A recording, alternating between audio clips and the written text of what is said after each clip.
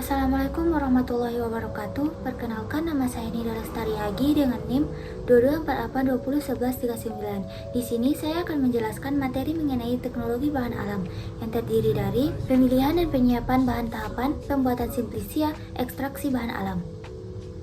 Yang pertama, pemilihan dan penyiapan bahan. Pemilihan bahan harus dilakukan dengan mengamati taksonomi dari tanaman yang diinginkan. Taksonomi merupakan ilmu tentang penamaan, penggambaran, dan penggolongan organisme seperti tumbuhan, hewan, mikroorganisme, dan jamur. Faktor yang mempengaruhi senyawa pada tumbuhan terdiri dari musim, kadar air, intensitas paparan matahari, kondisi tanah, pH, alkalin, dan mikroorganisme. Pertimbangan dalam penentuan jenis bahan. Pengalaman penggunaan turun-temurun, pengujian atau screening. Selanjutnya, penyiapan bahan. Pada saat pemanenan, bahan baku dapat berupa bahan herba atau keseluruhan, atau hanya bagian-bagian tertentu tanaman seperti daun, batang, akar, bunga, dan lain-lain. Bahan dapat berupa bahan segar seperti jus, sirup, dan alkohol, simplisia, infusa, maserasi, rebusan tinktur, ekstrak, dan minyak atsiri. Sumber bahan baku dapat berasal dari biota liar dan hasil budidaya. Tahapan pembuatan simplisia. Yang pertama ada sortasi basah, digunakan untuk memisahkan bahan dari kotoran.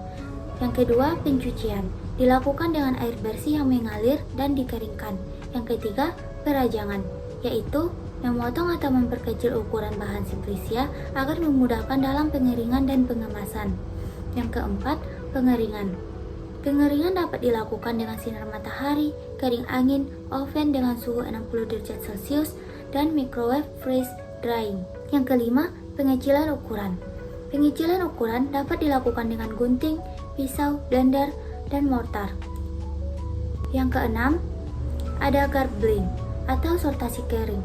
Dilakukan sebelum pengemasan untuk memastikan simplisia bebas dari kotoran. Yang ketujuh, pemeriksaan mutu. Dilakukan dengan identifikasi taksonomi, analisis fisika, kimio, mikrobiologi. Analisis yang dilakukan terdiri dari analisis impurities organik dan anorganik, kadar air, kadar abu, susut pengeringan, kadar serat, dan cemaran mikroba. Kedelapan, pengemasan atau packaging. Pengemasan tergantung pada tempat tujuan, cara pengangkutan, perkiraan lama perjalanan. Pada packaging dicantumkan label simplisia meliputi nama simplisia, asal, waktu panen, nama kolektor, kandungan senyawa aktifnya. 9. Penyimpanan. Gudang penyimpanan simplisia harus tahan api, konstruksi baja, tahan panas dan anti rayap agar mencegah kerusakan akibat cahaya, oksigen udara, dan reaksi kimia internal serta pengotoran. Selanjutnya, ekstraksi. Ekstraksi adalah pengambilan senyawa metabolit sekunder untuk dipisahkan dari ampasnya. Ekstraksi secara umum dibagi menjadi 3. Yang pertama, supercritical fluid extraction. Yang kedua, solid liquid extraction. Yang ketiga, liquid extraction. Tahapan proses ekstraksi. 1. Pelarut masuk ke dalam sel. 2. Pelarut melarutkan senyawa metabolit. 3. Pelarut bersama metabolit dikeluarkan dari bahan penghasilnya. Metode ekstraksi. Metode maserasi. Kelemahan, waktu yang lama, senyawa rusak karena terlalu lama dengan pelarut, banyak pelarut. Kelebihannya, teknologi sederhana, senyawa tidak rusak karena panas. Metode perkolasi. Kelemahan dari metode ini yaitu lebih banyak pelarut, senyawa sulit tersori, mudah tersumbat.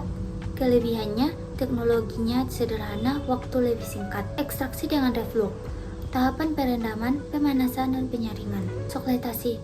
Kelemahan dari metode ini yaitu senyawa bisa rusak karena panas, biaya lebih mahal.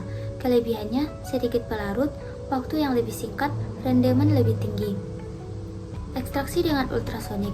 Tahapan perendaman, ultrasonifikasi, penyaringan, pengulangan. Kelemahannya biaya mahal. Selanjutnya, ekstraksi dengan microwave. Tahapan perendaman, ultrasonifikasi, penyaringan, pendinginan, pengulangan. Kelebihan waktu lebih singkat, rendaman tinggi.